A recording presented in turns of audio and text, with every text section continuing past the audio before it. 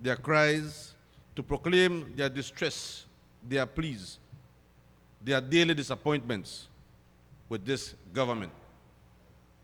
And so, Mr. Speaker, I stand here with a great sense of honor, with a sense of pride,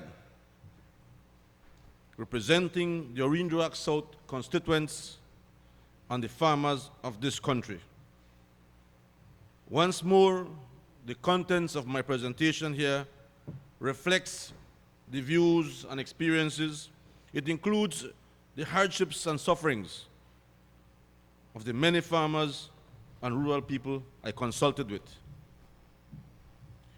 But before I commence with the substance of this occasion, Mr. Speaker, firstly, allow a minute to salute our native son of Belize, my paisano from Orinduak, a true Orinduakeño from the village of San Antonio, and a living example of what Belizeans can achieve when they put their intellect, passion, and hard work to their mission in life. We should be proud of His Excellency, Nestor Mendes, Ambassador of Belize in Washington, D.C., who was elected on Wednesday, March 18th, as the Assistant Secretary General of the Organization of American States. He makes Orinduak proud. He makes this nation proud. Also, Mr. Speaker, I would like to salute all the women of the Jewel, especially to those of my constituency, for celebrating Women's Month.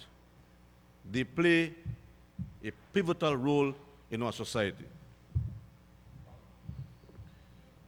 I do not plan to dwell much on the sorrowful inadequacies of the 2015-2016 budgetary allocation for agriculture, since it is generally, Mr. Speaker, known that this is a recurring neglect which is most observable in the deplorable state of the extension services of the Agriculture Ministry offered to our struggling farmers.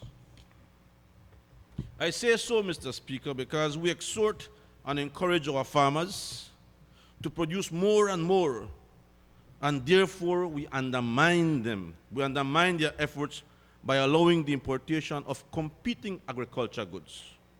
Remember, Mr. Speaker, the onions and the BMDC with the farmers in Orinduak, San Carlos, and Corozal? How can we ever forget that? Remember, Mr. Speaker, the potatoes and carrots, again, the farmers of Cayo, the farmers of Mortumaro, the farmers of Orinduak, and Mr. Speaker, how can we ever forget?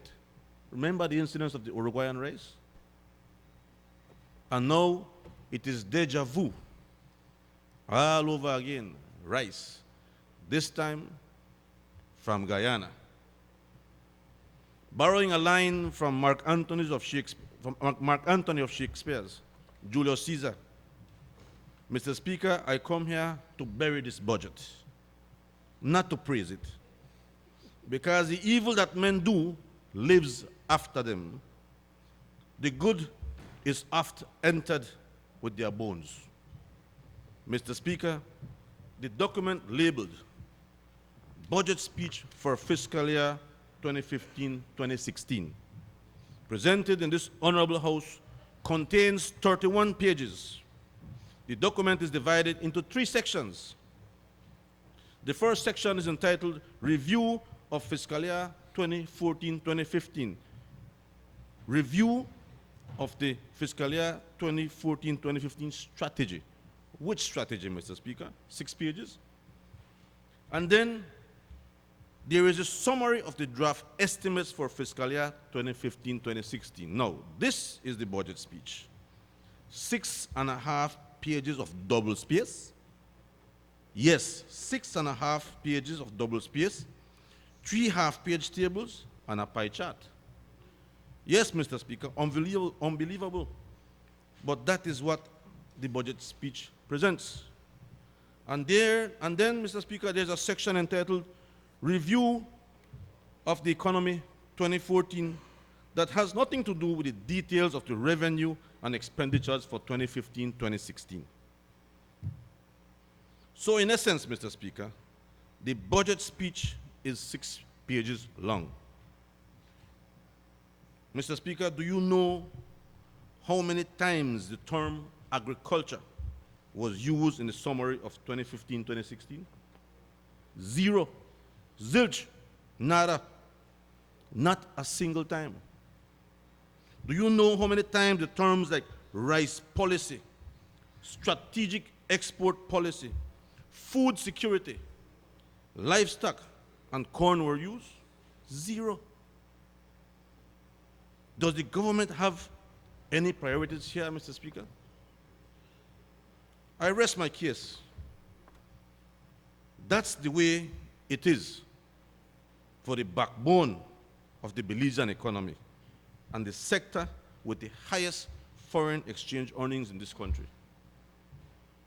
So you see, Mr. Speaker, why I say I come to bury this budget. Because it contains nothing for rice producers, nothing for the grain producers, nothing for the beans producers who are struggling to market their product right now, and much less anything for the powerless and emasculated, disrespected stepsons, the cane farmers of this country. Mr. Speaker, there is no mention of any plans or programs that government will implement to generate more revenue to reduce the $185 million budgetary deficit. Oh, there is, Mr. Speaker. There is. Do you know what is the plan to increase revenue, Mr. Speaker?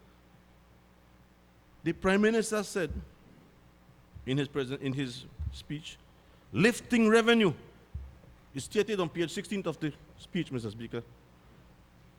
The first paragraph in page 16. It says, he said he will lifting revenue through improved tax administration and closing on the existing loopholes. Is that page 16? Yes, page 16. That book, yeah, but page 16. That's 31 pages, right? Total. Look at it. Yes. Okay, go ahead.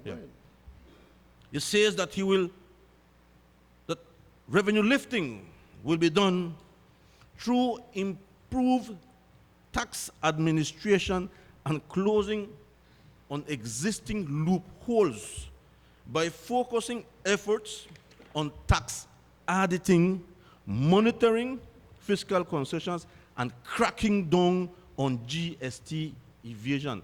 That is how the government plans to raise revenue. My goodness. You know how the farmers feel when they read this, Mr. Speaker? Yes, Mr. Speaker, that is how the government plans to increase revenue. There is no mention of plans that will address the balance of payments, huge balance of payments. We exported less in 2014 than in 2013. We are going back way in reverse, like the crab. Obviously, this means we have less income to divide among more producers and their families. This is not progress, Mr. Speaker. This is regression.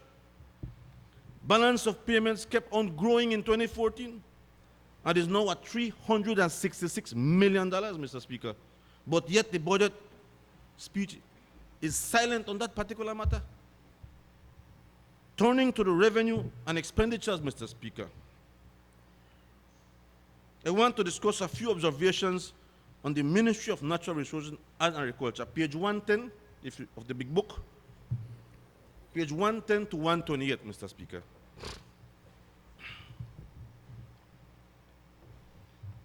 Mr. Speaker, the allocations in this component are for the twin ministries, which is the Natural Resources and Agriculture.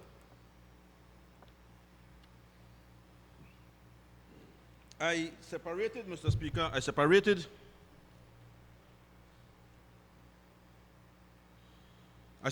allocations that are specifically for agriculture. And you can see them there. And they are on page 110. There are items number 56. You can see that where it says strategic management and administration. That's item number 56. Then you have item number 57, number 61, 63, and 58. Those are the programs that are for agriculture. It's a twin ministry, but I separated those out for discussion purposes. Now, look at number 56. It says strategic management and administration. I know that this is for agriculture because of the items listed there. If you look at that, the items under program 56, you will see things like spraying supplies, spares, farm equipment, animal feed, animal pasture. So I know it's for agriculture. Ministry of Lands not use animal feed, no animal pasture, right? So I know it's for agriculture. But interestingly, under Cap 2 of that program, that supposedly is agriculture, there is an allocation. Look at Cap 2, Mr. Speaker.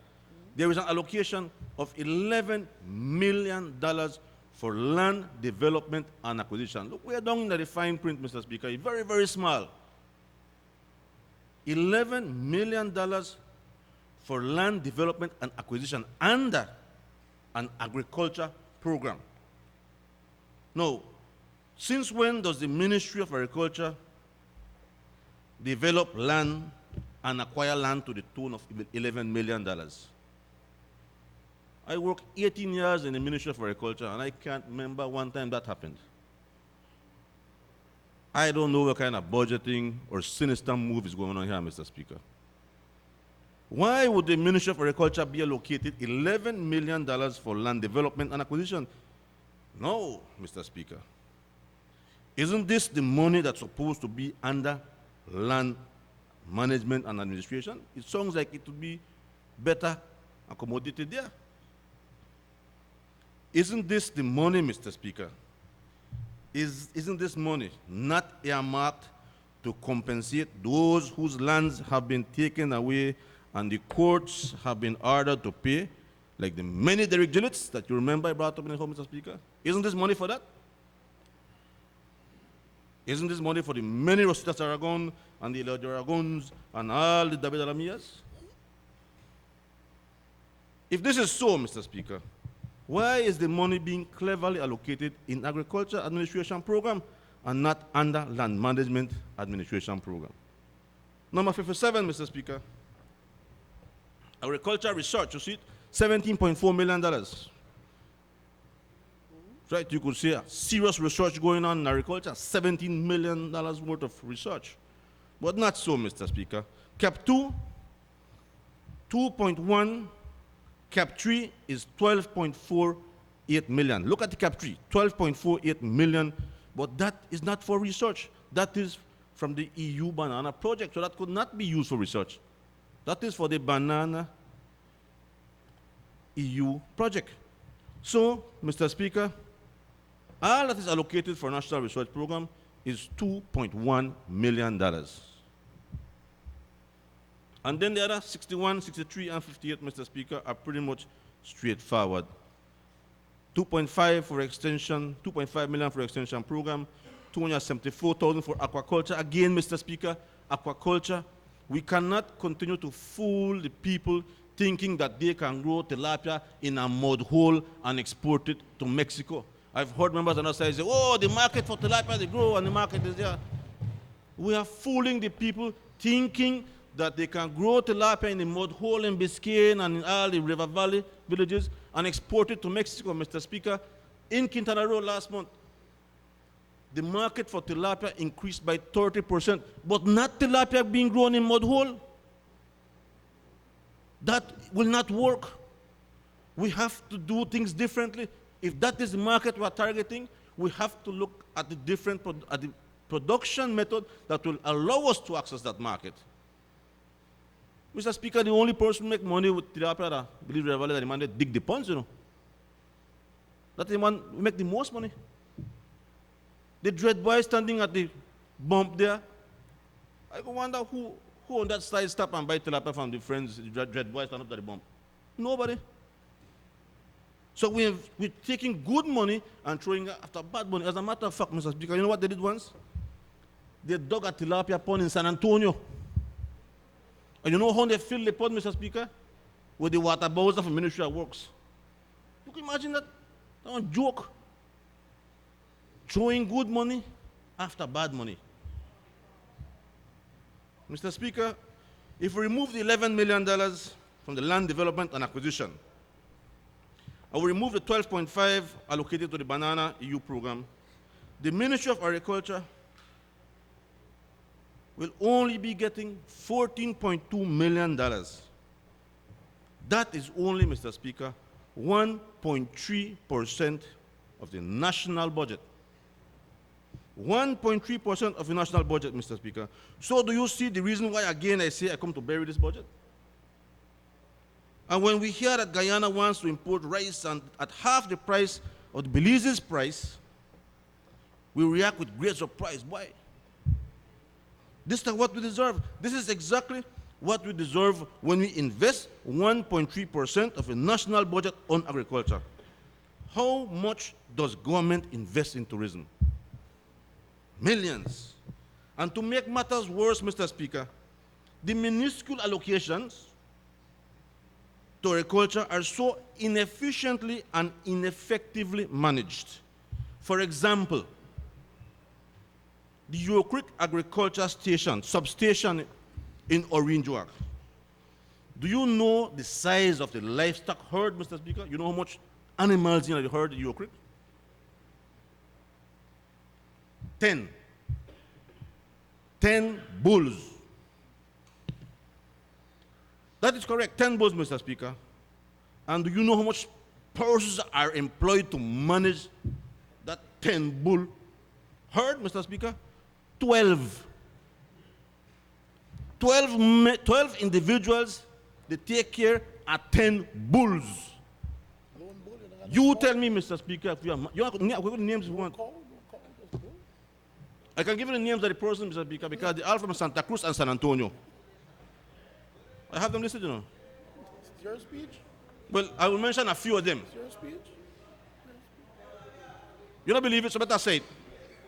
Okay, since the member for Belize Rural so doesn't believe me, I will mention the names, since he has called me out. Jairo Sosa, David Bobadilla, Peter Canul, Kenny Canul, Jose Jones, watchman, Rohel Jones, Eric Viamil, Doroteo Pot, 17 tons of cane that we deliver, you know. Chino Espejo, Doc Espejo, Nacho Mo, and Bejo from Santa Cruz. 12 men. They mine 10 bull.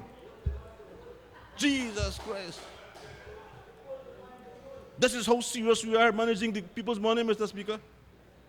Mr. Speaker, for the second year in a row, I have been trying to get the annual report from the Agriculture Orangeburg Station. No, I work for agriculture for a number of years, you know, so I know how the thing operates. No, Mr. Speaker, I have not succeeded in 2 years. They can't present an annual report in 2 years. They can't even provide the agriculture statistics. I have to recall here and there, they don't have it. Then they call me and say, guess what? Protocol. You need to talk to the chief agriculture officer, our good friend Roberto, member for Cayo North. Our good friend Roberto, you have to call him to get statistics on rice. The officer in charge said that he has not finished his annual report yet, you know. We are now in March. The agriculture budget is being analyzed and is being passed today using the new project, the new program budgeting approach with the help of SEMCAR. The PM stated, and I will quote, the document includes both financial estimates and performance information and describes the purpose. This information is intended to inform Cabinet, Parliament, and the public of the results and value for money being achieved by government ministries and their programs. How can we make decisions on priorities and results if the progress, achievements, and analysis of last year, or worse yet, for the last 2 years, are not known? Mr. Speaker, how can any ministry measure success without proper reporting? How can a budget be drafted without evaluating your success and lessons learned. How? The budget is being debated today, and the annual achievement reports are still in the making. And I went there 2, 3 times, I called him 4 times, DAC, and need this report. It's for the budget debate. It's to help point out the weaknesses. The budget is being debated today, Mr. Speaker, and the annual achievements are still in the making. We are operating back way, Mr. Speaker. Again, so you see why I say I can bury the budget? But from the PM's words, Mr. Speaker, he does not seem to be concerned about the statistics. We must sidestep the oppressive orthodoxy of statistics, damn statistics, and focus clearly on the flesh and blood uplift of our people in order to do this. How will we not consider statistics? Have you visited the Ministry of Agriculture website lately, Mr. Speaker? Member for Interact North? Take only time I visited. Boy, the last report on the website, Mr. Speaker, is from 2006. I couldn't get information from the office, so I went on the website. From 2006. How much worse can we get? Statistics and reports are used to set important policy directions. Lack of direction and proper policies is what has us facing this rice crisis. If we knew what was the cost of production for each production system of rice, we could make draft policies. And many other crises yet to come, Mr. Speaker, and they will come after we have spent all the money, the borrowed money, that the PM spoke about.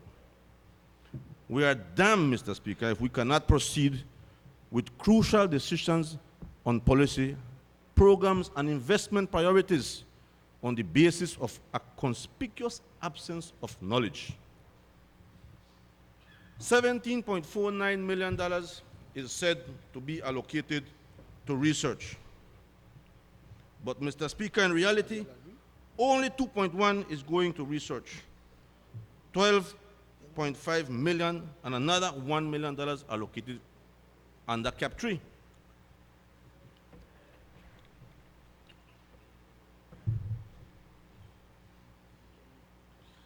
This 12.1 million is being allocated to the EU Banana Project, which I've said.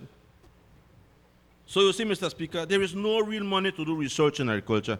Imagine, Mr. Speaker, Central Farm being the National Research Institute of Belize has a budget of $2.1 million. What a shame for an economic sector that contributes so much to the GDP of this economy. To add insult to injury, Mr. Speaker, the person employed to run the National Research Institute is a high school teacher. Mr. Speaker, how much lower can the ministry go? A high school teacher, they run Central Farm. I have only prayers for high school teachers, you know, Mr. Speaker, but certainly not for heading the country's only agriculture research center, man. Central Farm appears to be a coconut plantation now. All you see is coconut planted. If the person, Mr. Speaker, if the person is qualified to do research, no problem.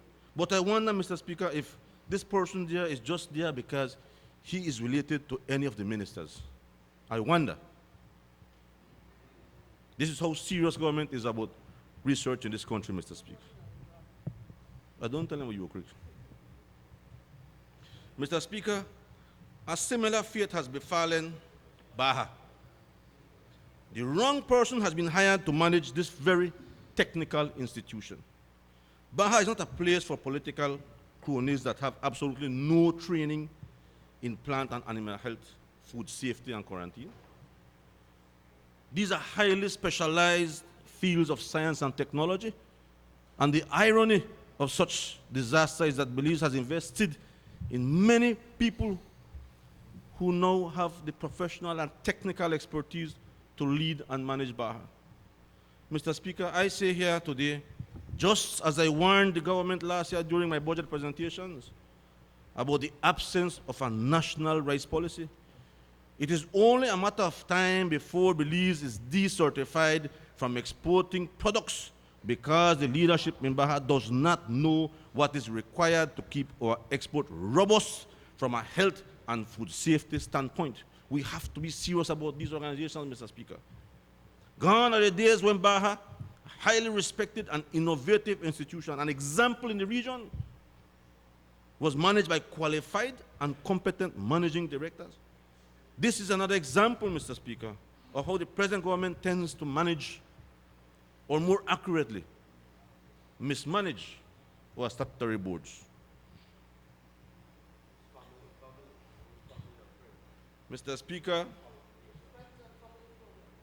indeed, there is a serious rice crisis in the country. Every corner of Belize, you're hearing rice on the radio right now. You see, crisis management. We operate like mange. When it itch, then we scratch. A self-induced rice crisis, Mr. Speaker. The Taiwanese have shut down their rice program. The BMDG has no direction and leadership to move this sector forward responsibly. It is seriously deficient.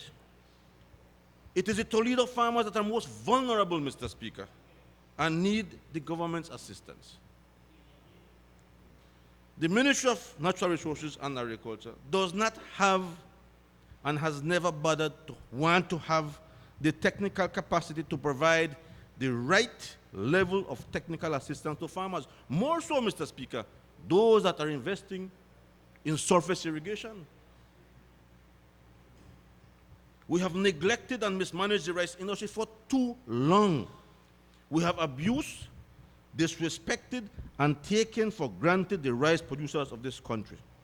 So, Mr. Speaker, it was only a matter of time before we are to be challenged by CARICOM nationals based on the single market and economy agreement. It was only a matter of time. The rice farmers have been going through very difficult times, Mr. Speaker. For the past 5 years, you will recall, when the Toledo producers were asking for a better price and timely payment for BMDC. You will also recall when the rice producers in the north were asking for upward adjustment in the control price.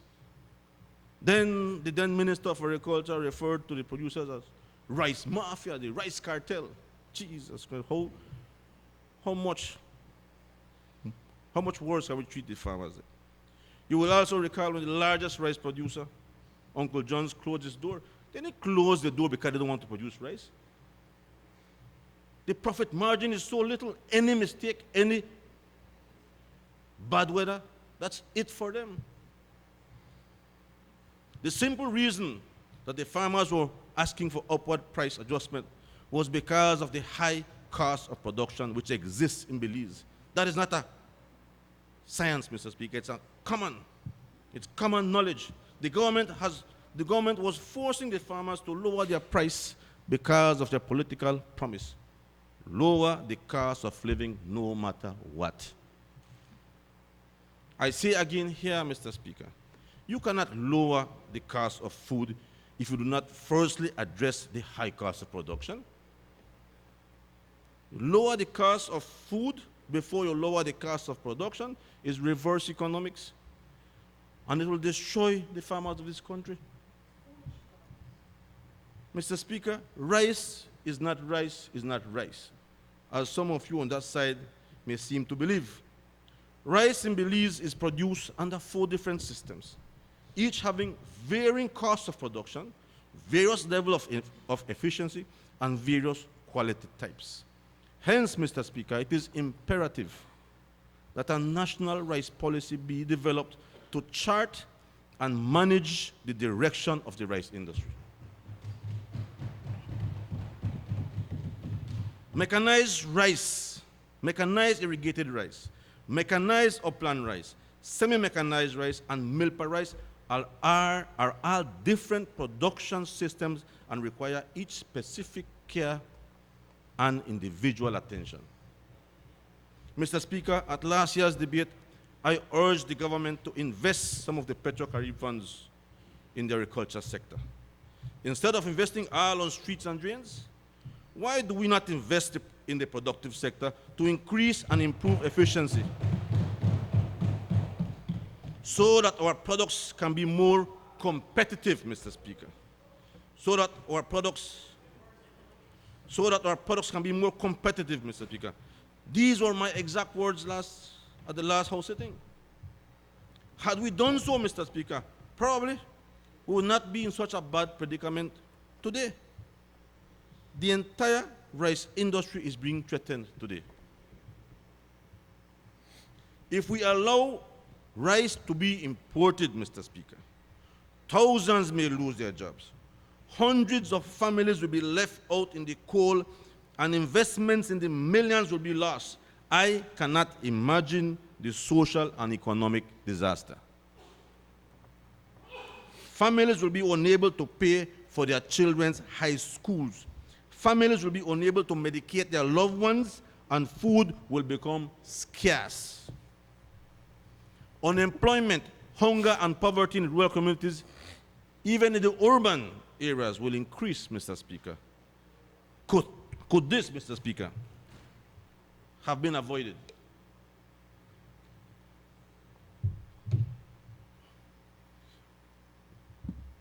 Mr. Speaker, we cannot allow rice to be imported from Guyana. No sensible government, PUP or UDP or no P at all, should allow the importation of rice from Guyana or from any other country that subsidizes its production. At this time, Mr. Speaker, we have rice to last us for 3 years. Yes, 3 years, Mr. Speaker.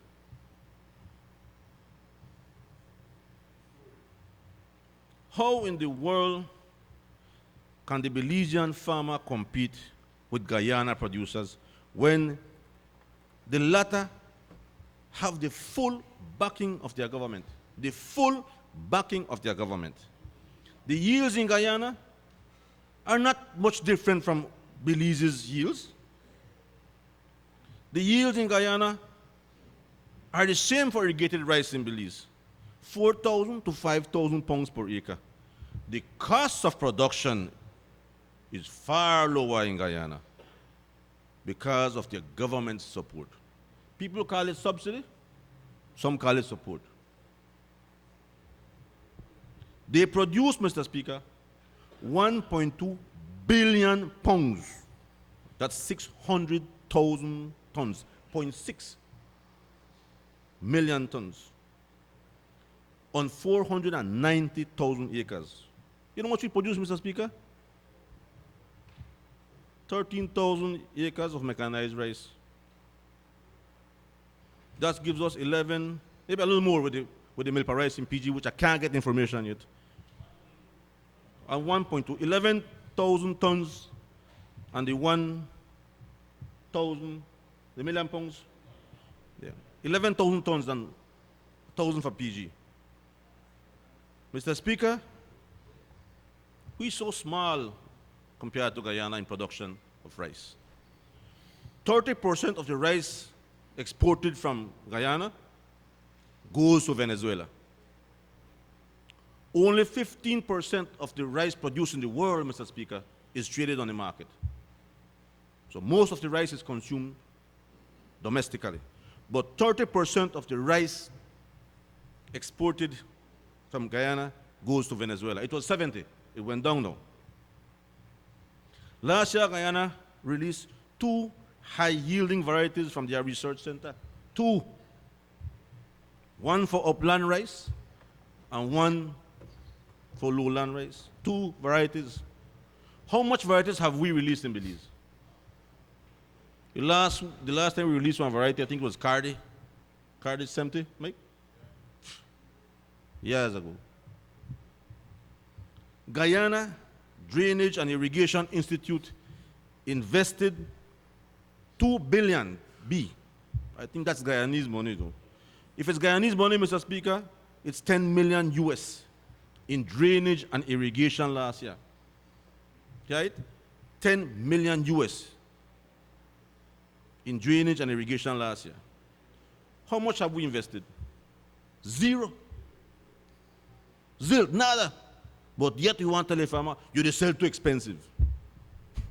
Nothing we face him, Mr. Speaker. We chance it with the farmers, man.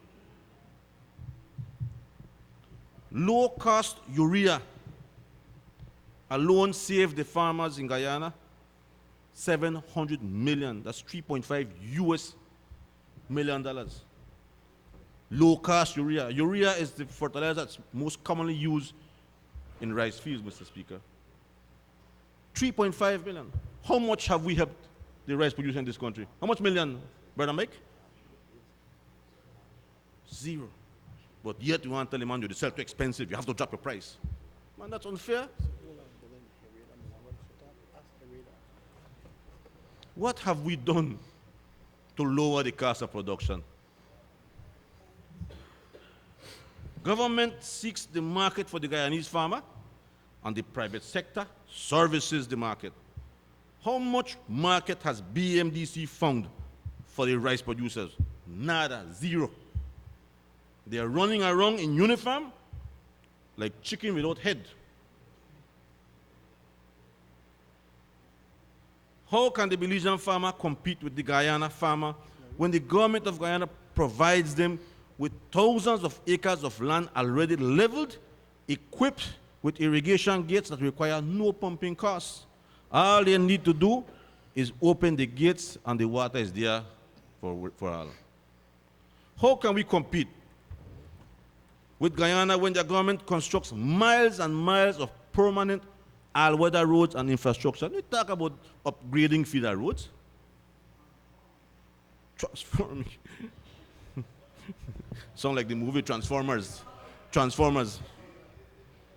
Mr. Speaker, how can we compete with Guyana when the farmers are being offered loans of a 1% interest rate? Guess where the money comes from?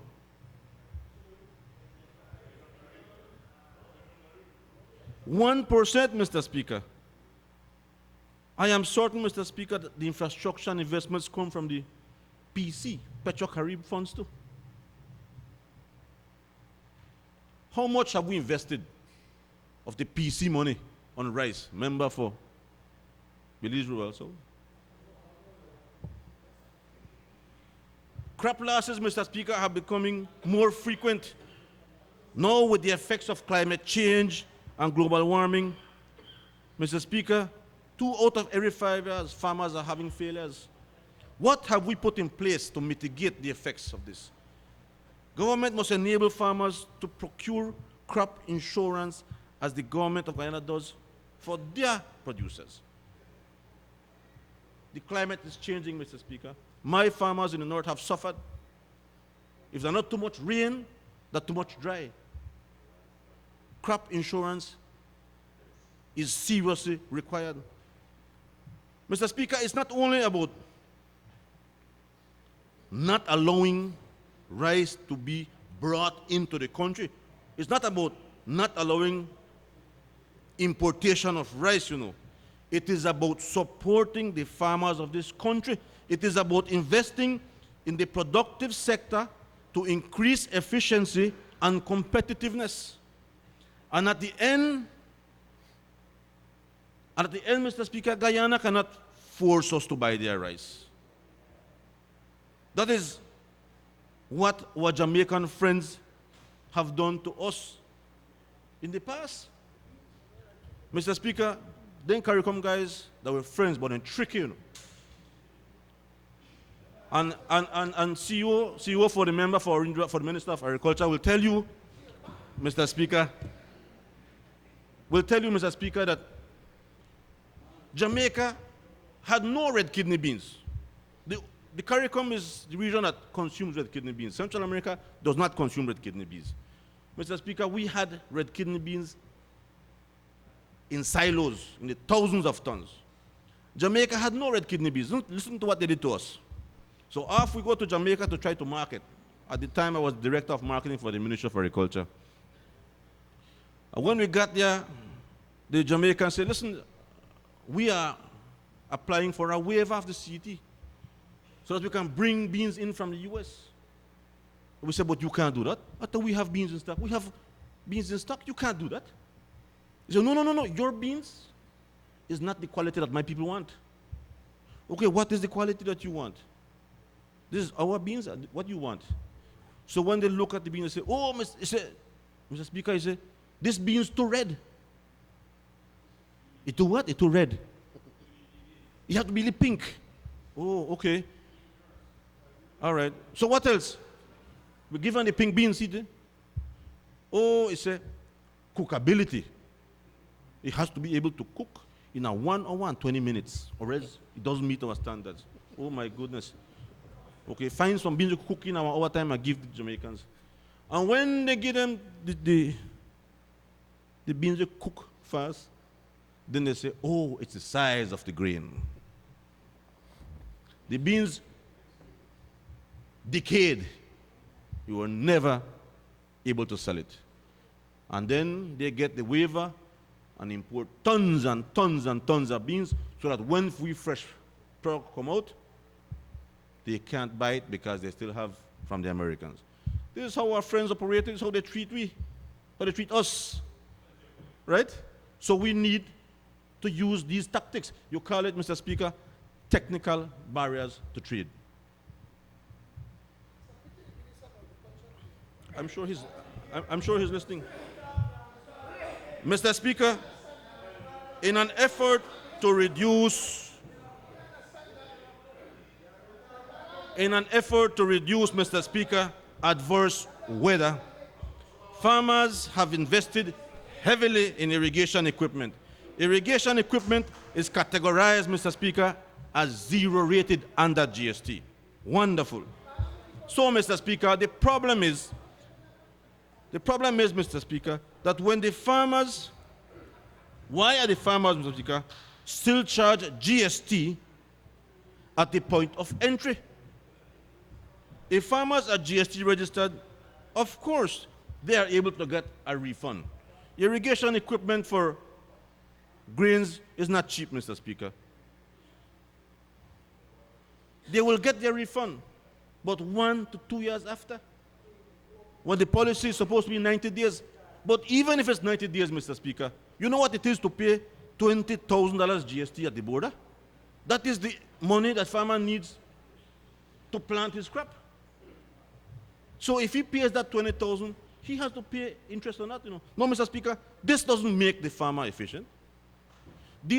And it's a simple administrative thing, Because the farmer will get back his GST, But 1 year, 2 years, there are farmers that have not gotten GST refund for 2 years, and you know what they say? They're under audit.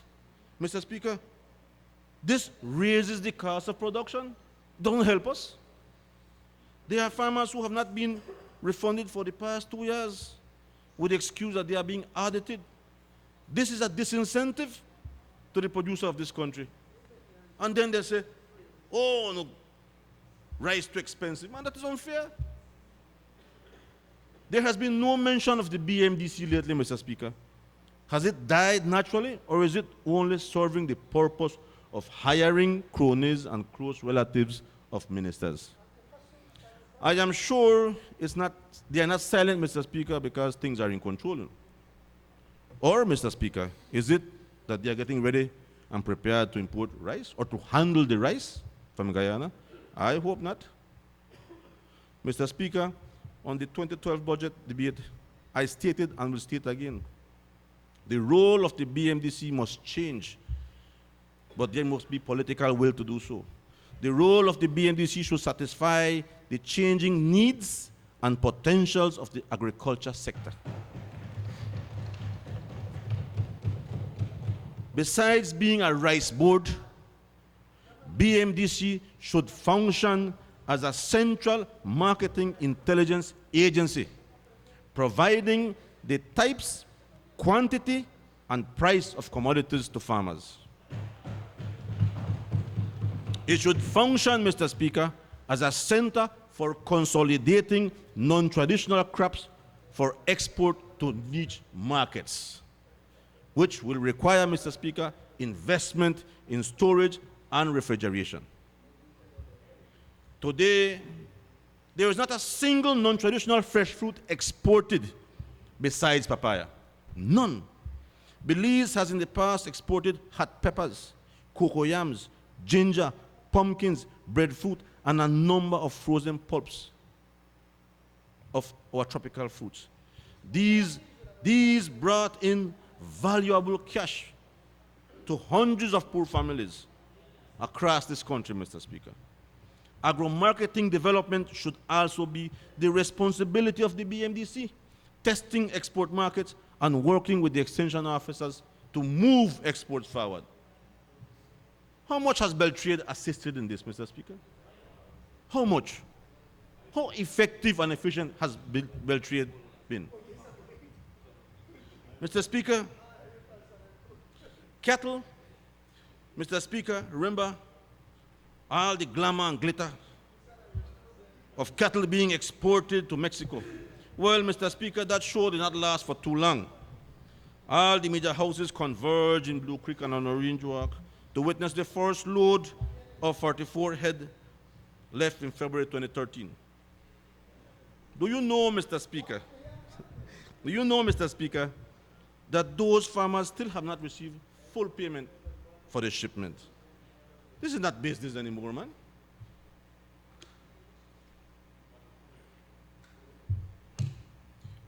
The fact, Mr. Speaker, the fact is that we have misled farmers to believe that once the testing for brucellosis and tuberculosis is over, or we have done 3 or 4 passes, they will be able to export cattle to Mexico freely. That is far from the truth, Mr. Speaker. Testing negative for both diseases does not guarantee us free market to Mexico. None at all, as was being implied. Mr. Speaker, Belize does not have any free trade agreement with Mexico. Consequently, Mr. Speaker, any cattle being exported from Belize to Mexico is subjected to 21 to 31% tariff. That is a serious hookup. That is the reason why, Mr. Speaker, Belize cannot access the luxury market in Mexico yet. And our cattle find their way into Mexico through the back door to Guatemala, because they do enjoy trade agreement with Mexico.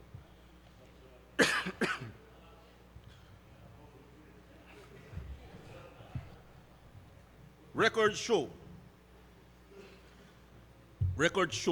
Mr. Speaker, that exports to Central American countries have grown over the years. Belize has not been able to move ahead meaningfully with the Guatemalan partial scope agreement. The government is now seeking to initiate a partial scope agreement with El Salvador, when it has not fully completed the PSA with Guatemala. Mr. Speaker, trade negotiations which should merit priority should be for the marketing of cattle to Mexico. The Ministry of Foreign Trade should undertake this, as millions has been invested in the cattle testing on the cattle sweep. Millions, Mr. Speaker. Millions have been invested in the cattle sweep. So, Mr. Speaker, that should be priority. Mr. Speaker, the Prime Minister mentioned in his budget speech that the government has borrowed $286 million from Appel Petro-Carib, of which $126 million has already been used for capital programs. How much of the Petro-Carib is being invested in rural communities of the jewel? If very little, Mr. Speaker, why? Nothing was allocated to boost the agro-productive sector from Petro-Carib, Mr. Speaker. Why, Mr. Speaker? Is agriculture not important to Belize or to us in this honorable house? In 2014, agriculture exports, including marine products, accounted for over 482 million, 79, almost 80% of the export revenues for Belize. In addition, primary agriculture, excluding manufacturing, contributed to 13.8% of the GDP. And together with value adding, vertical integration, and the demand for services agriculture creates, the sector delivers over 40% to the GDP. Therefore, Mr. Speaker, agriculture is the foundation of Belize's economy, and that is a fact. And knowing that, Mr. Speaker, and given the fact that the citrus industry is going through a major disease crisis, no consideration was given from the Petro-Carib funds. Given the fact that the sugar industry will suffer major price cuts up to 25%, Mr. Speaker, no major support has reached the cane farmers from the Petro-Carib funds. Given the fact that Belize is in a strategic position to repay Venezuela with food, no consideration has been given to the rice producers to enhance their competitiveness so that the rice crisis could have been avoided, Mr. Speaker. I have said this before, Mr. Speaker. Let us follow the example of El Salvador, Guyana, Nicaragua, and Dominican Republic. They repay Venezuela with coffee, rice, and sugar. Mr. Speaker, investing all on infrastructure and on roads is not good enough. I'm not saying it is bad. I'm saying it is not good enough. Road construction and improvement provide short-term, non-sustainable employment and contributes to widening the trade balance. 100% of the cement and 100% of the steel used in infrastructure projects are imported.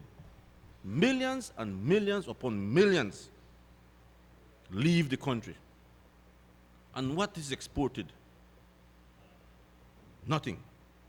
But, Mr. Speaker, if we invest some of the Petro-Carib resources in agriculture, we can clearly see and we can quantify all the immediate benefits and the multiplying effects in terms of sustainable employment being created, dignified wages,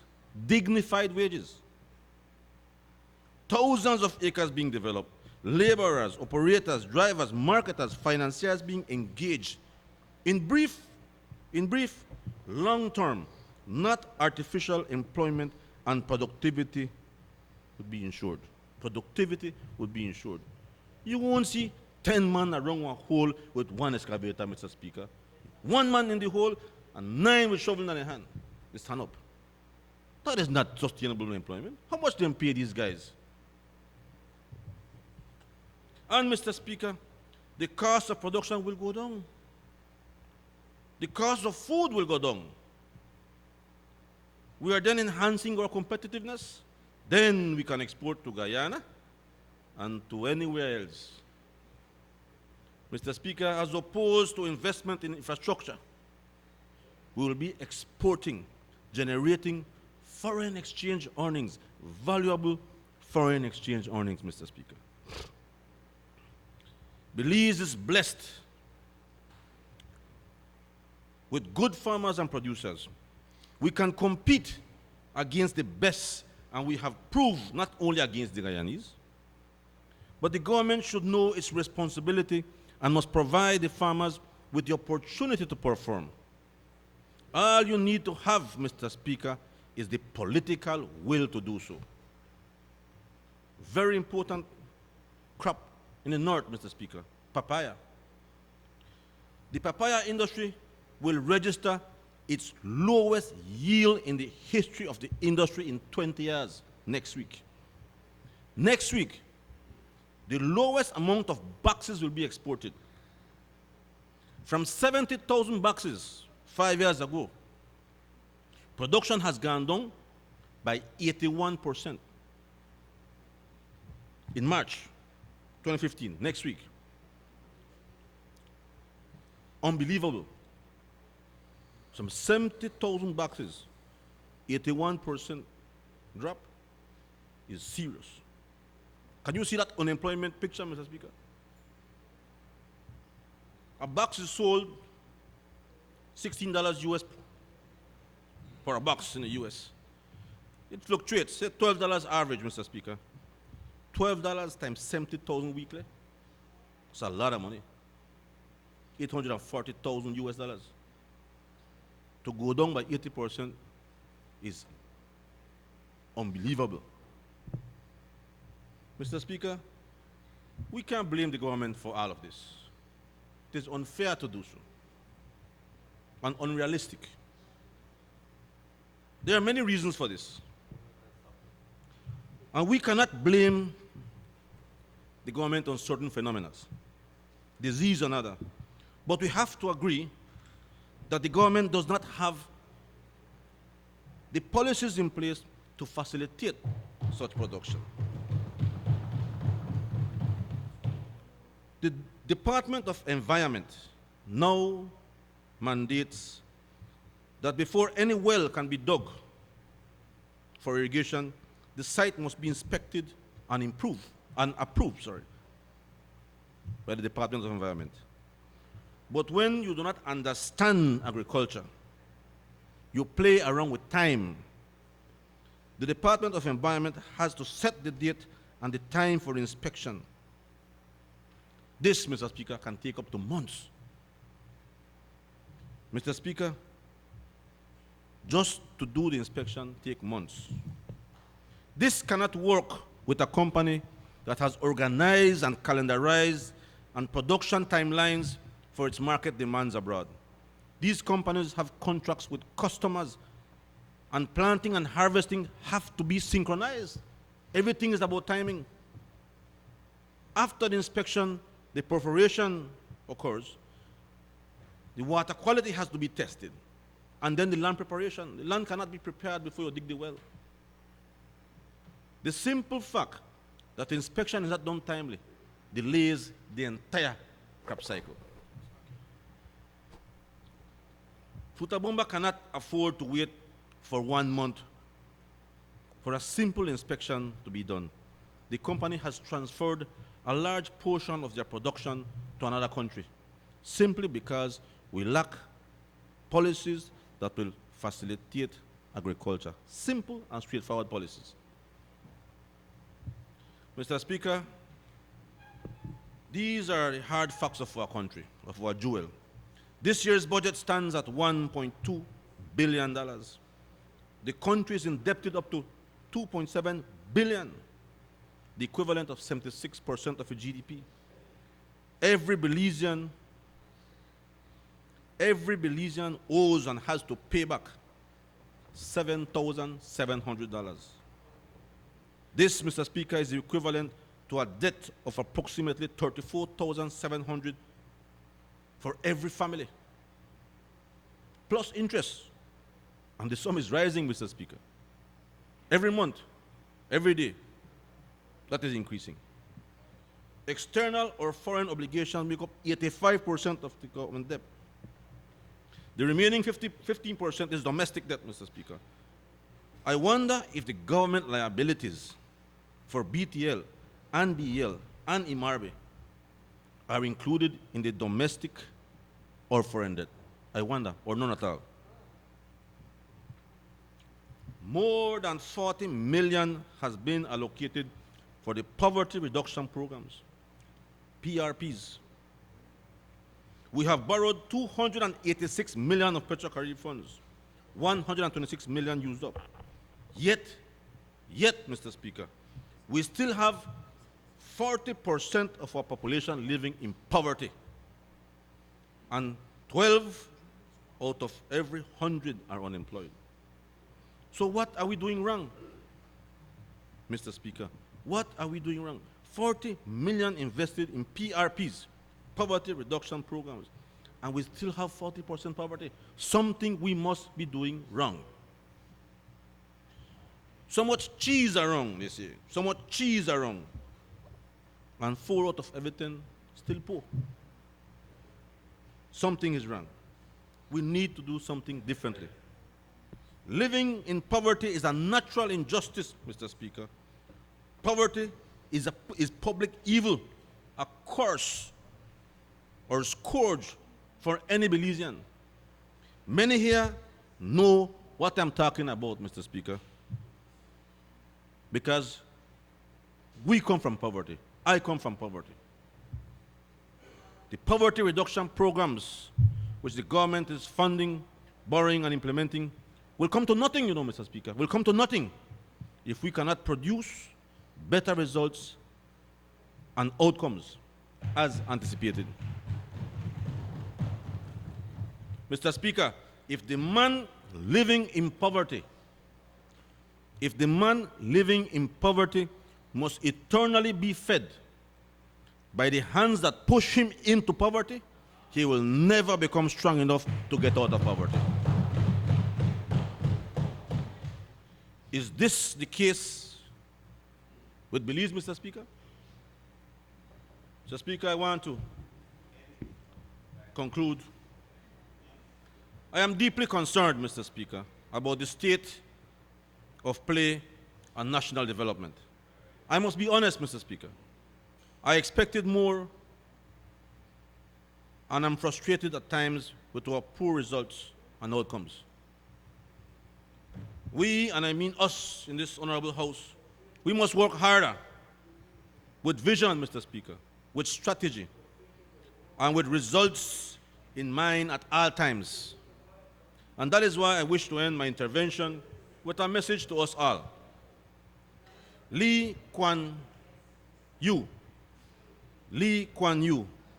truly a giant in the history of national building, passed away a few days ago on the 23rd of March. As leader since independence, Mr. Lee took Singapore from the bottom of the third world to the top of the first world countries in 31 years. Belize needs and deserves that kind of leadership and government. And therefore, we on this side and you on that side must learn and emulate his excellent management and development principles and practices that brought success to his country and people. Noteworthy, Mr. Speaker, noteworthy is that Belize has more resources and development potentials than Singapore had when PM Lee started on the road to development. So it's not impossible, Mr. Speaker. Thank you, Mr. Speaker.